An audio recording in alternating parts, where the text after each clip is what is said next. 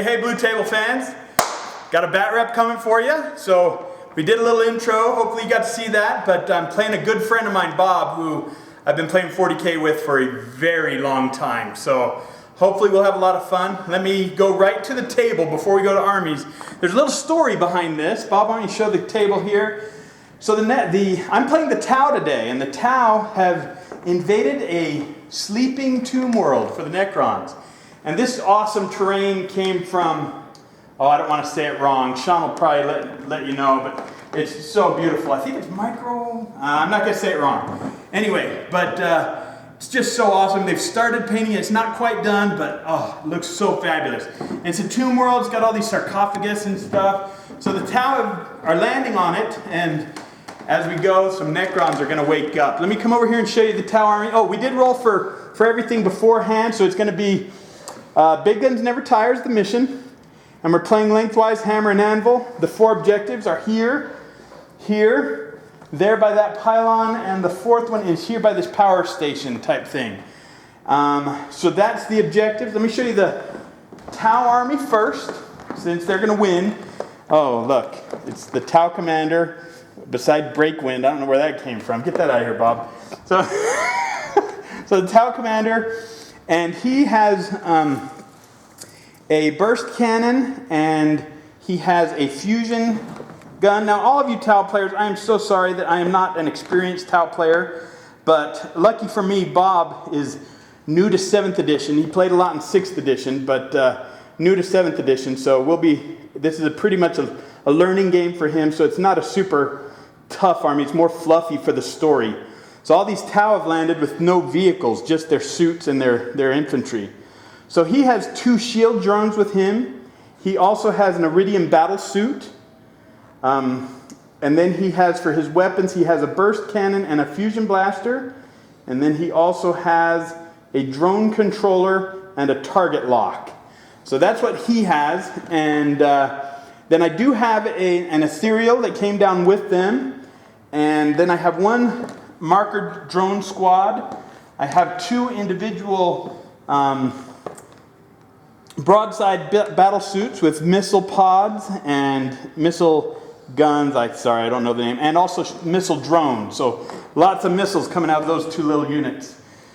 Then I have 2 units of crisis suits. One is just an individual crisis suit with 2 flamers.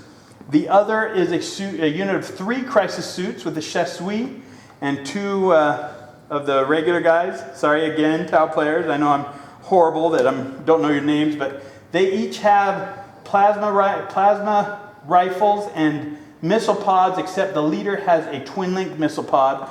And then I have 6 gun drones with them. And I have 4 units of 12 fire warriors with just the regular pulse rifles. Or is that what they're called? I think that's what they're called. Yep. Pulse rifles. And that's my 1250. We're playing a kind of a small army to get Bob used to the style. And Bob asked why I'm not playing my orcs against him. And that's because that's waiting for a little bigger battle. So Bob has lots of armies. I have to tell you something about Bob. I love having played Bob so much over the years. It's given me a lot of practice because Bob has played lots of different armies over the years. If you have a friend like that plays lots of armies with you, it's really nice to have somebody you can practice different styles with and stuff like that. So cling to those friends who like to play and paint lots of different armies. Now we're going to get to see this army that Bob has painted, and Bob will describe it for us. Bob, let me hold that for you. Yes. Okay. Second. We're going to get in a little bit on these guys. Okay. Yeah, go ahead. On those guys. Okay. Well, this is a bit of a combination of an old school army and some of the newer stuff. I'll start out to say that this is a representative of a sleeping tomb world army, and there's one right there taking a nap. Okay. So anyway, this is a sleeping tomb world army, so they're not going to have a lot of the big boys out. They are in the position right now of some man that wakes up in the middle of the night to go to the bathroom and discover there are heavily armed burglars in the house. So, just so you know. Now, up front here, I have 2 units of scarabs. 1 unit of 4, 1 unit of 3. and they are in there. They go around cleaning up the tomb world, helping keep things going. I have my warlord, and he is armed with a war scythe. He has mind shackle scarabs and a resorb. Right here beside him is a cryptek, and he is a harbinger of despair. He's carrying with him a nightmare shroud, veil of darkness, and he's also armed with an abyssal staff. Awesome. Yes. In the back, we have a group of, how's that pronounced? They are wraiths. Canoptic wraiths? Canoptic wraiths, thank you. A unit of 6? A unit of 6, and they all have whip coils. Whew.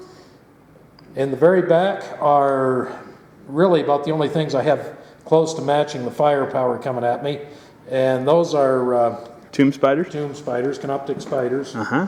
And they are armed with particle beamers, gloom prisms, because I wasn't sure what was coming at me. And also they have the fabricator claw array. So that's my army.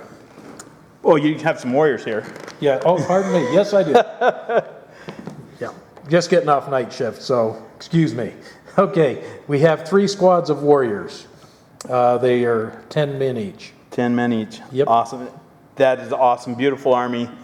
Bob, if you can see this on this camera, that is awesome. So the object of my game here, playing with Rich, is I want to upgrade my army. So we're starting out with a small 1,250 point battle, and then we're going to progress to bigger battles where I put more of the newer stuff in. Yes, I challenged Bob to upgrade his army, and so we're going to have a series of battles where these Tau landed, and then maybe something else will land as these Necrons have started to wake up, and we'll have some bigger battles down the line. However, I'm pretty much sure there's not going to be any orcs facing these Necrons, because every time we have played, Rich has been tabled by turn 3, and as we said earlier, he has a sensitive heart. I hate seeing that tear-stained face. Guys, so now you know, if Bob's lips are moving, it's probably untrue. So, so you got to do sign language or something, Bob, so that you can get your point across. Well, I think the sign language would not be appropriate for children. These are all PG. Thank you, Bob. Right. Okay. But they know what you want to do to me. Well, guys, we're going to have a fun bat rep here. A little story time bat rep, a lot of fun, just some real basic armies. And Quick question. Yes. Which one of these is yours? I don't know, Bob. I guess we're going to have to take a chance. Good thing we're buddies. Okay, guys, we'll be right back after setup. Oh, why don't you roll to see who gets to set up first? We'll do that on camera. Sure. 4. Bob got a 4, and I will roll over here. And I got a 2, so Bob, you get to pick whether you want to set up first and go first. Now, how does this work? Do I pick which side of the table I want to be onto? Yes. Okay. Excellent. I can't remember if that's right, but we're going to let him. Bob's new to 7th, so. Yeah, I haven't played in a year, so bear with me. Yeah, so yes, you can do both. Okay. So you want to pick to go first and set up first? Yeah, that sounds pretty good. Okay, so Bob's going to set up, and we will be right back.